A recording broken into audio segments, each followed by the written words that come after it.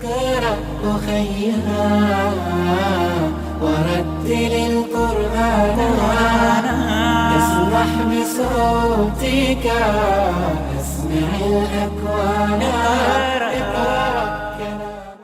Мейримдүү ырайымдуу Аллахка чексиз мактоолор жана шүгүрлөр болсун. Жана сүйүктүү пайгамбарыбыз Мухаммедке салам салаваттар болсун. Анын урпактарына, сахабаларына, кыяматка чейин эрчиген момун мусулмандарга Аллах Тааланын ырайымы жана саламы болсун. Эфирде Кур'ан аяттары телекөрсөтүүсү. Ассаламу алейкум ва рахматуллахи ва баракатуху. Өткөнкү көрсөтүүдө биз Нас сүрөсүнөн токтолгонбуз. Бүгүн буйруса Фил сүрөсүн баштамакчыбыз. Фил сүрөсү Меккеде түшкөн 5 аяттан турат. Негизинен Фил сүрөсүндө Йемен акими Абраха өзүнүн күчтүү аскери менен Кабаны жок кылып кыйратам деп бара жаткан жерден Аллах Таала өзүнүн алсыз махлуктары менен, куштары менен таштарды жаадырып, Абраханын аскерин жок кылгандыгы тууралуу баян кылынмакчы. أعوذ بالله من الشيطان الرجيم بسم الله الرحمن الرحيم ألم تر كيف فعل ربك بأصحاب الفيل ألم يجعل كيدهم في تضليل وأرسل عليهم طيرا أبابيل ترميهم بحجارة من سجيل فجعلهم كعصف مأكول صدق الله العظيم بسم الله الرحمن الرحيم بسم الله الرحمن الرحيم الحمد لله والصلاة والسلام على رسولنا ما بعد урматтуу момун бир туугандар, мына бүгүн сиздер менен кайрадан телеканал менен көрүшүүгө Алла Таала насип кылды. Бүгүнкү сүрөбүз Фил сүрөсү болуп, бул Фил сүрөсү Мекке сүрөлөрүнөн Алла субханала таала ушул Фил сүрөсү алдыңкы сүрө менен байланышы, жогорку сүрөдө хумаза кылуучу инсандардын ошо байлыгы көбөйгөн мезгилде менменсинип башкаларды тоготпостон ошол шылыңдап күлгөн болсо, ал эми бул сүрөдө Алла субханала таала ошол байлыктын канчалык даражада экендигини же болбосо Алла Тааланын алдында эч кандай бир кадыр баркы жок экендигини баяндайт. Алла субханала таала бисмиллахир рахманир рахим Алам тара кайфа фа'ала rabbuka bi ashabil fil Sadaqallahul azim. Көрбөйсүңбү дейт. Раббиң пил ээлерин кандай кылгандыгын дейт. Алла субханала таала бул сүрөгө кирүүдөн алдын биз баяндап кете турган окуя ошол Йеменде Абраха деген падыша, кафир падыша, ал өзү бир кулай истеген бир ибадаткананы куруп, ошол элдин баарысыны өзүнө каратуу максатында, өзүнүн кадыр баркыны көтөрүү максатында ошо аракет кылат, бирок ал айткан максаттары, аракеттери эч ийгиликке ашпайт. Анткени арабтар илгертеден келген Алланын үйү болгон Кабага келе бергенден кийин ошол бирөө ага ой пикир кеңеш берет. Эгерде сен ошол Кабаны арабтардын ыйык жерини бузган болсоң, андан кийин адамдар сенин ошол курган, ал курганда дагы аябай чоң курган ошол ибадатканаңа келишет деп айтат. Ошондо Алла субханала таала аганын Кабасыны бузуу максатында Абраха көптөгөн аскер менен башына ошол пилдерди алып Кабаны бузуу үчүн келет. Келген мезгилде Алла субханала тааланын бир кичинекей куштары аларды жок кылып салгандыгы жөнүндө баяндалат. Бул аятта дагы Алла субханала таала көрбөйсүңбү дейт. Раббиң пил ээлерин кандай кылгандыгын. Эми бул жерде Алла субханала таала ошол бул окуя чындыгында пайгамбарыбыз саллаллаху алейхи ва салламдын дүйнөгө келиштен алдыңкы болгон бир окуя. Ошондуктан Алла субханала таала бул жерде алам тара көрбөйсүңбү. Бул жерде көрбөйсүңбү дегендиги ошол мезгилдеги ошол окуя пайгамбарыбыз саллаллаху алейхи вассаламга жана ошол доордогу жашап аткан бүт каар картаңдан баштап жаш балага чейин баарысы билген окуя болгондуктан Аллах субханала таала алам тара деген сөз менен баяндап атат. Андан кийин бул жерде Ибн Мас'уд бул жерде Абу Сауд айтат: алам тара кайфа фаал раббука дейт. Яна Раббиң кандай кылгандыгы деген сөз. Бул Аллах субханала таала өзү эмес, Аллах субханала тааланын ошол куштары, ошол кичинекей куштар деген аскерди жок кылгандыгы. Ал аскер ошол бүт жерди басып келип, Каабага келип, ошо Каабаны бузууга келген мезгилде Аллах субханала таала ошол Каабаны өзү коргоп койду. Кийинки аятта болсо: алам яжал кайдахум фи тадлил. Алардын ойлогон пландарыны Аллах субханала таала жок кылбадыбы дейт. Акыйкатта алардын максаты ошо Каабаны бузса, анын ошол өзүнүн кулайысты кадыр баркыны, ошо кулайыс аркылуу өзүнүн кадыр баркыны көтөрүп эле. Бирок Аллах субханала таала алардын ойлогон ой максаттарына жеткизген жок. Анткени Аллах субханала тааланын кудурети, Алланын өзүнүн гана каалоосу болушуну ал имансыз инсандар билген эмес эле.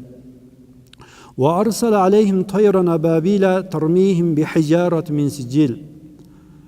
Жана Аллах субханала таала аларга ошол чоподон болгон таштар менен уруу үчүн абабил куштарыны жөнөттү дейт.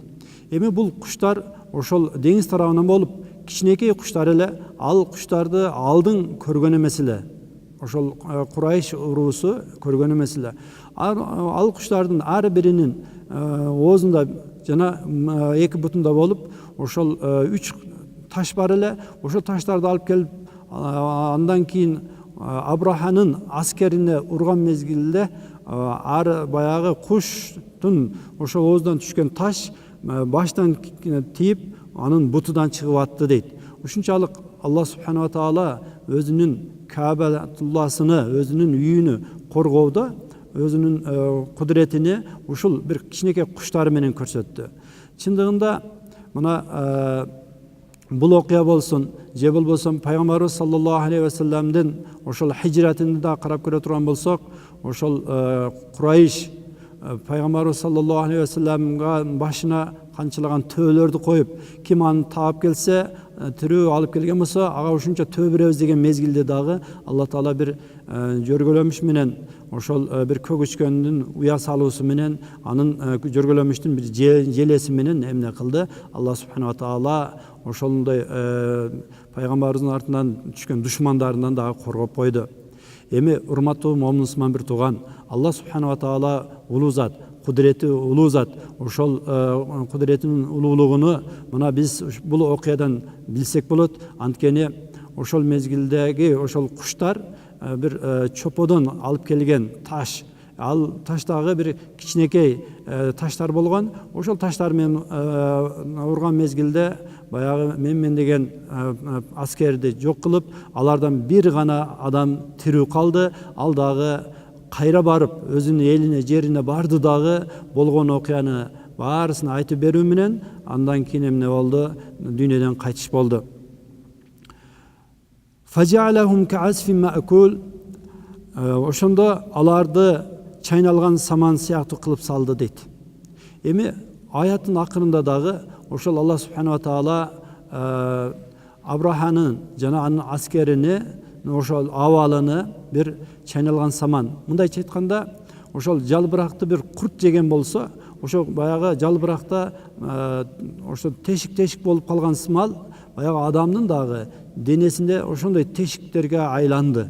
Анткени ошол таштар тийген мезгилде азыркы күндөгү ошол ок сымал аябай күчтүү баягы адамдын денесини тешип өткөн деңгээлге жете турган ошондой таштарды Аллах субханала таала аларга эмне кылды?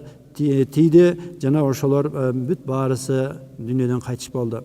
Акыйкатта эми биз бул окуяны тарыхта дагы баарыбыз көбүбүз пайгамбарыбыздын чоң атасы Абдул Муталиб ошол Абраха аскери менен келген мезгилде барып туруп, о Абраха, мен сенен ошол суранганы келдим дейт. Деген мезгилде ал өзүнүн ошол Каабатулланы коргоп калуусу, ошого тийбесең деген үмүт менен ошо келди го деп ойлогондо, ал эмне кылат? Өзүнүн бир канча төөсүнү сурайт. Сураган мезгилде Абраха таң калуу менен, сен өзүңдүн ата бабаларың сыйынып келген ыйык жериңди мен жок кылам деп келсем, ал эми сен болсоң өзүң төө кичинекей бир арзыбаган аз гана төөңдү сурайсың да, деген мезгилде төөнүн ээси менмин дейт. Ал эми ошол Каабанын ээси Алла субхана ва таала. Алла өзү Каабасыны, өзүнүн үйүнү өзү коргоп алат дейт. Ошол сымал акыйкатта келди дагы ошол Абдул Муталип өзүнүн коомуну, элдерге баарысына кайрылды. Келгиле ошол душманданын ошол зыяныга учурап калбастан баарыбыз сыртка чыгып туралы. Алла субхана ва таала тарабынан келген бир бале кырсык келе турган болсо, ошого бир шертеш болуп калбайлы дейт дагы. Баары тоого чыгып, Абдул Муталип элди топтоп баарысыны ошол тоого чыгып кетишти. Тоого чыгып чыккандан кийин Абраха өзүнүн аскери менен келди дагы. Келип туруп ошол алдында келген Махмуд деген эң чоң пил, кээ бирлер 12 пил болгон дейт, кээ бирлер 1000 пил болду деп айтат. Анткени ошол мезгилдин эң бир чоң куралы болуп эсептелген нерсе ошол пил болчу. Ал пил, бирок Алла субхана ва тааланын кудуретин карап көрөлүчү. Бул жерде Абраха жана ошол анын аскери Алланын ыйык жери болгон Каабаны бузуу үчүн аракет кылган, бирок пил болсо дагы ошол адамга караганда дагы, ошо кафирларга караганда дагы бир артыгыраак экен. Анткени Алла субхана ва тааланын ыйык жериге карай баскан мезгилде ал эч кандай кадам койбостон, ал эми ошол Йемен тарапка же башка тарапка тарткан мезгилде чурка басат эле. Канча анын азабы, канча урса дагы эч качан баскан жок. Ошондуктан урматтуу мусулман бир тууган, мына Алла субхана ва таала бул пил окуясынан биз ала турган сабак, ошол Алланын кудурети, мына Алланын буйругу. Эми бул жерде дагы биз бир токтоло турган нерсе, ошол доордо мына Абраха сымал Курайш эли дагы Каабанын ичини ошол буттары менен толтуруп салган эле. Алардын дагы күнөөсү ошол сымал эле. Бирок алар буттарга толтуруудан максат ошол Алла субхана ва тааланын өзүнө ошол буттар аркылуу гана ибадат кылабыз. Ошол биздин чыныгы жаратканга ошол буттар себепчи болот дегендиги үчүн гана алар эмне кылышкан жок. Алла субхана ва таала алардын башына бир бале келтирген жок. Бирок ал эми Абраха жана анын аскерлери болсо, ошо Каабаны бузабыз, Алла субхана ва тааланын ыйык жерин жок кылып салабыз деп келгендиги үчүн Алла субхана ва таала аларды баарысыны жок кылып салды. Ошондуктан урматтуу бир тууган, Алла тааланын түрдүү аскерлери бар. Ошол кээде бир шамал менен, кээде суу менен, кээде жер титирөө менен, кээде ошол жаңы сымал кичинекей бир куштар менен. Андай боло турган болсо, Алла субхана ва тааланын каары келе турган, Алланын газабы келе турган ошол түрдүү кырсыктардан Аллахым өзү сактаган болсун. Аллахым дайыма биз Алланын туура таза жолдо боло турган болсок, Алла субхана ва таала ошондой түрдүү кырсыктардан, балелерден дайыма бизди сактайт. Аллахым элибизди, жерибизди бүткүл кырсыктардан, балелерден сактап, Алланын туура таза жолуда дайыма болуубузду Аллахым өзү насип кылган болсун. Вассаламу алейкум ва рахматуллахи ва баракатух. Бисмиллахир рахманир рахим. أعوذ بالله من الشيطان الرجيم. بسم الله الرحمن الرحيم. ألم تر كيف فعل ربك بأصحاب الفيل ألم يجعل كيدهم في تضليل وأرسل عليهم طيرا أبابيل ترميهم بحجارة من سجيل فجعلهم كعصف مأكول صدق الله العظيم. Өзүңүздөр көргөндөй эле Фил сүрөсүнүн тафсирине күбө болдуңуздар. Биз ойлойбуз, албетте бул көрсөтүүдөн сиздер көптөгөн сабак алдыңыздар деген чоң үмүттөбүз.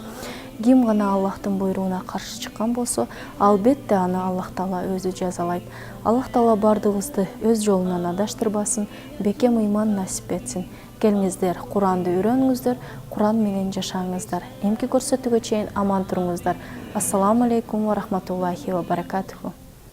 اقرأ أخيها ورتل القرآن اسمح بصوتك اسمع الأكوان